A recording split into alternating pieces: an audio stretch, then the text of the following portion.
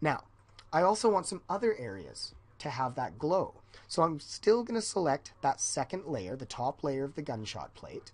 I'm going to go back to my pen tool, zoom in a little bit here, and I'm just going to trace a little bit on his face here, just on half of it. And it doesn't even have to be tight around his face because I'm going to feather it out anyway, and when I finish, I get that glow. Again, looks super weird. So what I'm going to do, I'm going to open up Mask 2 in the settings and increase the feather. Just enough so I get kind of some nice edges. And you can see it's almost going too much off his face there.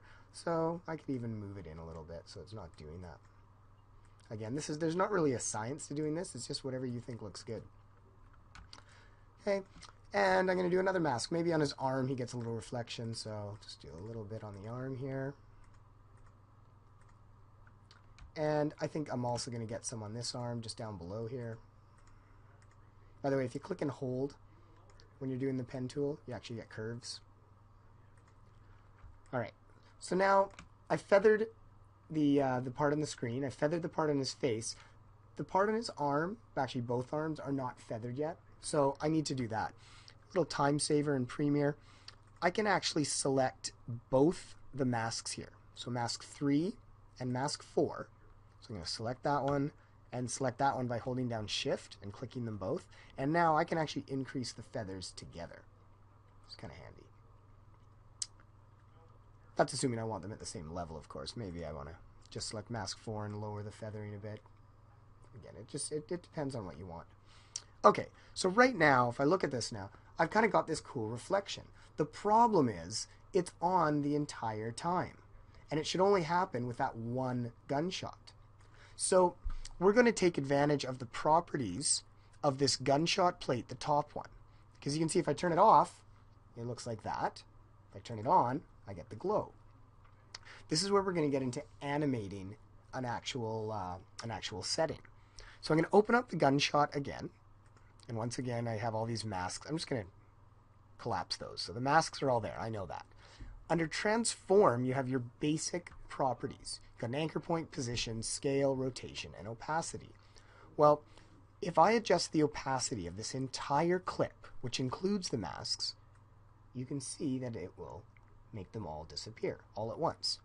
So I know that I want to animate the opacity. To animate anything, you click on the little stopwatch. And every property in After Effects can be animated. So I could, animate the rotation if I really wanted, although that's going to look pretty weird. But anything at all, any effect that you put in, you can actually animate, which is really handy. Okay, so what I want to do now is adjust my opacity. And I just brought up the effects, and it looks like it's whirling for a bit here. There we go. All right. I'm going to activate the animation on opacity. And every time that I change a value, I'm going to get one of these little diamonds. And that diamond indicates that you've got a keyframe. So now I'm just going to use page up, page down. And I know that when it's on, when the muzzle flash fires like that, it should be at 100. However, if I hit page up, go to one frame before, it shouldn't be on there. So I'm going to take this down to 0. And now you can see I've got two of them. In the first keyframe, it's at 0, and then it goes to 100. And then after that, one after, it should go back down to 100. So it goes 0, 100, 0. And I get that look. Nothing, nothing, nothing, as I go through, and then flash, and then back down. So let's go forward. Go to the next one. Well, at this point, when the muzzle flash happens, I want the opacity to be at 100, because it brings back that top layer. Go back one with page up, bring it down to 0. Forward, forward, back down to 0. So once again, it goes 0, 100, 0. And we'll go to that last one there. Right when the muzzle flash happens, should be at 100. Page up to go one frame back. Put that down to 0. Forward, it looks good. Forward again, it should be off. And last time, 0, 100, 0. So now, if I play this, I'll just do a quick render by hitting the 0 key on the keypad.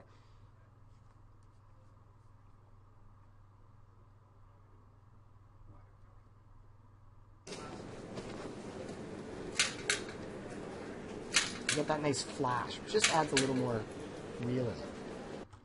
Now what's cool at this point is, because I've done all the work, I can actually go back to this layer here. I could even add another mask. So I'm going to take this and, I don't know, maybe I want some glow on his shirt here and a bit of in his pants. So I go click, click, click, click. Something like that.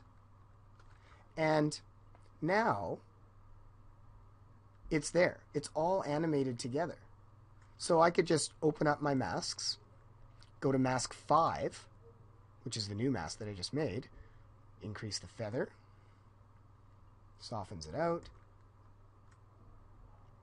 and now I have a bit more of a glow. And maybe I'll bring that up a little more to even have more of a glow, just adjusting how big the mask is.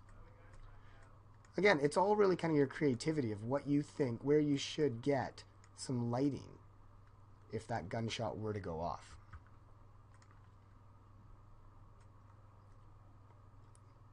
I'm pretty happy with that.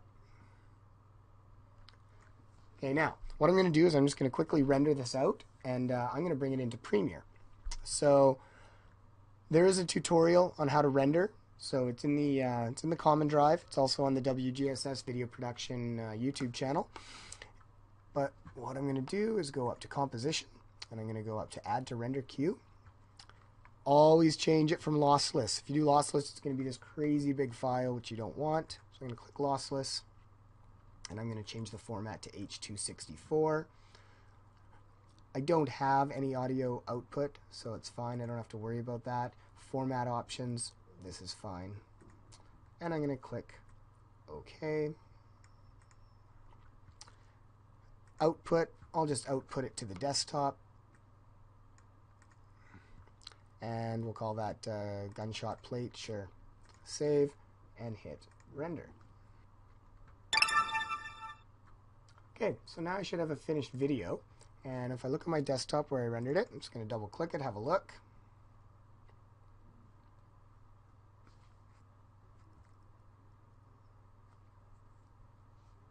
Looks kind of cool. Now there's no sound.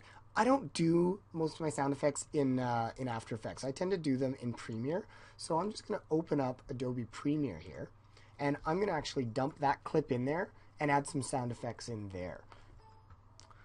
Okay, and I'm going to drag this, make sure it works for me okay. There it is.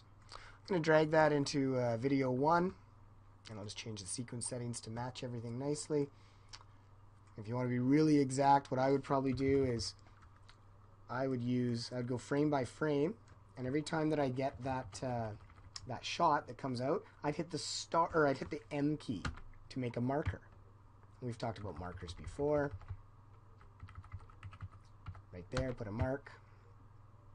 And last one, put a marker. Now I just have to find some sound effects. So if you go back to the common drive, and you go to Video Production, and you go to the Audio and Video Resources, we have one called Sound Effects. And you're going to want to go into Realistic Sound Effects. And I'm going to go into the Gun Pack 2. We have 2 versions of Gun Packs here. And really it's just playing around. Find something you like.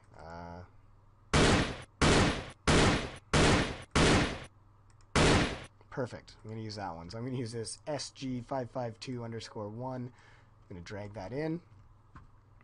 And when I look at the audio file, okay, exactly what I need. I'm just going to do an in point right at the very start of it by pressing I, and out point at the end. And from here, I'll just drag in and match up with my markers that I've already put in. So there's one. There's one.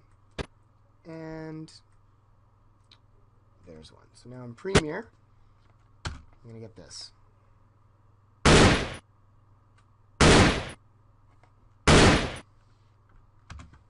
From here, you know, you can do whatever you want. Add some color correction, put a cool vignette frame on it using the circle.